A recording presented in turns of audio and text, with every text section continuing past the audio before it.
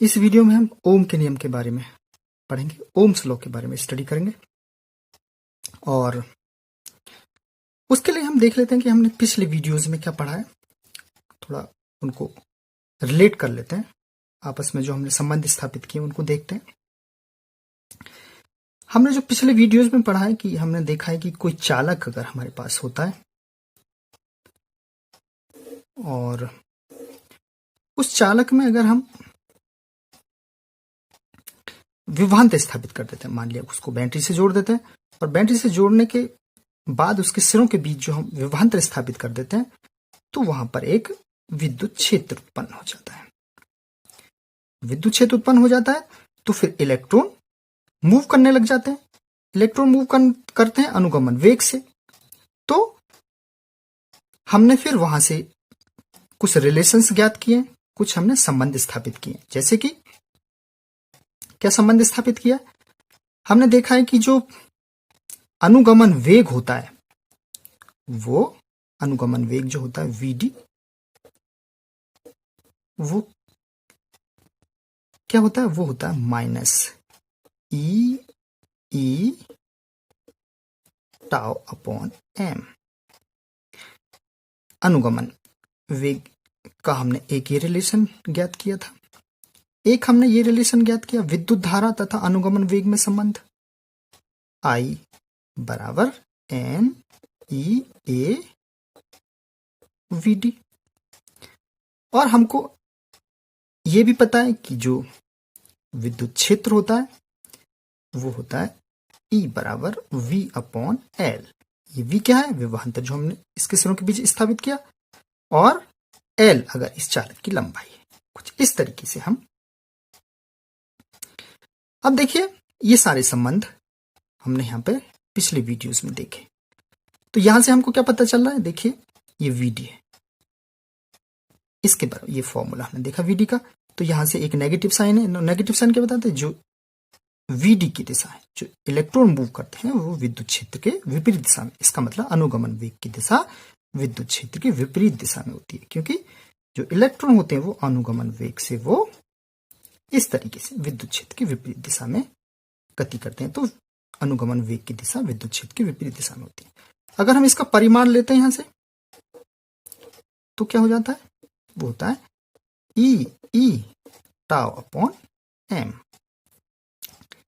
तो यहां से हमको क्या पता चल रहा है कि वी डी समानुपाती ई। वी डी का मतलब अनुगमन वेग विद्युत क्षेत्र के समानुपाती होता है। लेकिन यहां से हमको क्या पता चल रहा है कि ई समानुपाती वी, इसका मतलब जो विद्युत क्षेत्र है वो विभवांतर के समानुपाती होता है। तो इसका मतलब क्या हो गया कि वी डी समानुपाती क्या हो गया, वी हो गया। वी डी समानुपाती वी हो गया। अगर ये दो रिलेशन से अगर हम दो संबंध से अगर हम देखते हैं, लेकिन वीडी किसके समानुपाती होता है, अनुगमन वेग किसके समानुपाती होता है, विद्युत धारा के समानुपाती होता है।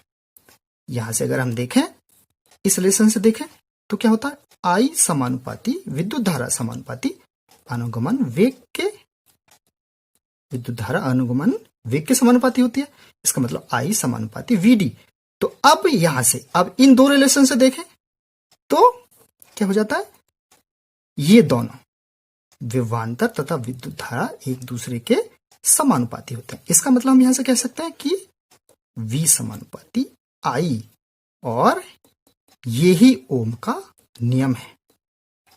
ये क्या है, यही ओम का नियम है कि अगर किसी चालक की भौतिक अवस्था जैसे ताप या दाब में कोई परिवर्तन ना हो तो उस चालक के सिरों के बीच जो हम विभवांतर आरोपित करते हैं वो उस चालक में प्रवाहित होने वाली विद्युत धारा के समानुपाती होता है।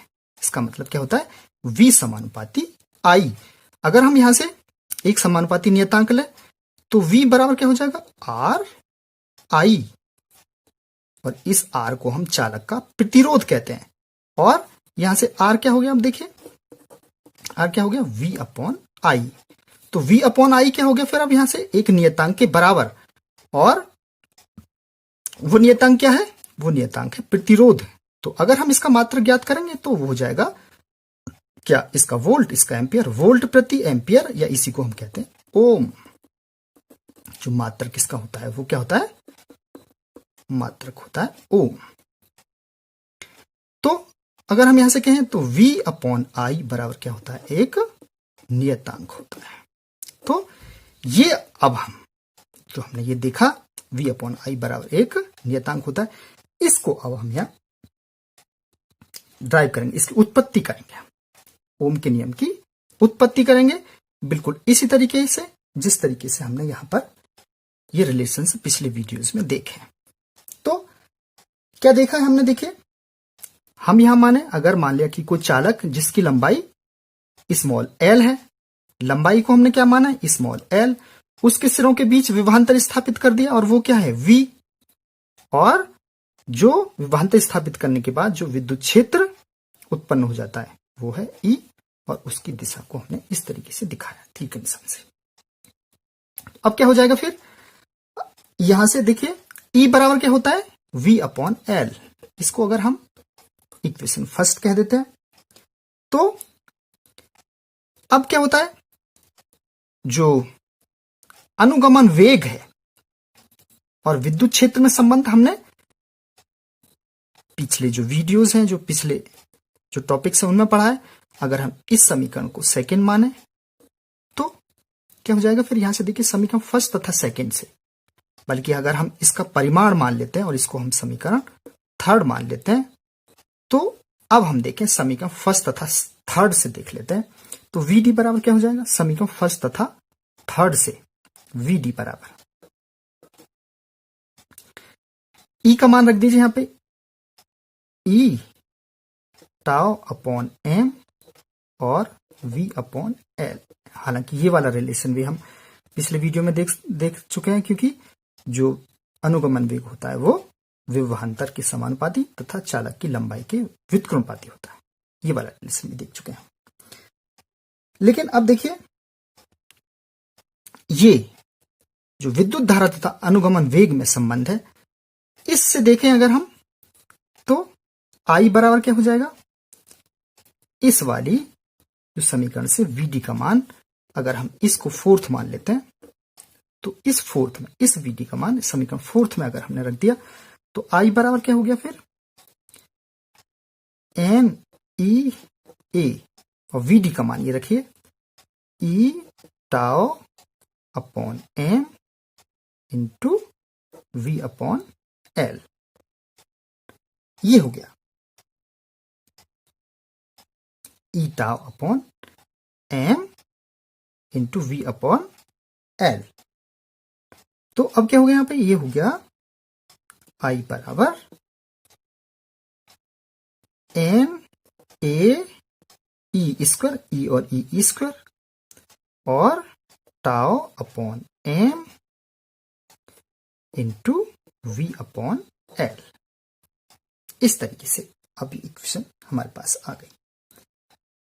तो हमको निकालना है क्या, V upon I, V upon I निकालना है। तो V अपॉन आई निकालने के लिए हम क्या करें, हम इस तरीके से इसको लिख लेते हैं। तो V अपॉन आई बराबर क्या हो गया, यहां से ये हो गया ML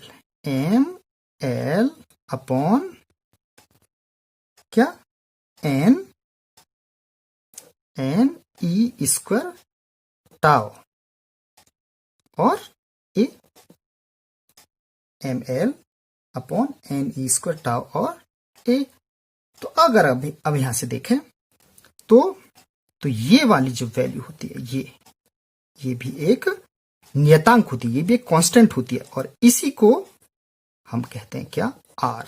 इसका मतलब यहां से अगर हम देखें तो R बराबर क्या हो गया, R बराबर हो गया ML upon NE square tau और A, इसी को हम चालक का प्रतिरोध कहते हैं। तो अब यहां से देखें तो क्या हो गया, फिर अगर हम यहां से देखें तो ये वैल्यू क्या हो गई, V अपॉन आई बराबर R, V अपॉन आई बराबर R। अब इसी को हम कहते हैं ओम का नियम, क्योंकि यहां से हमने देखा जो वैल्यू है ये क्या है, V अपॉन आई बराबर नियतांक। तो V और I एक दूसरे के समानुपाती है। तो V और I एक दूसरे के समानुपाती हैं। तो अगर अब हम इनमें एक ग्राफ खींचें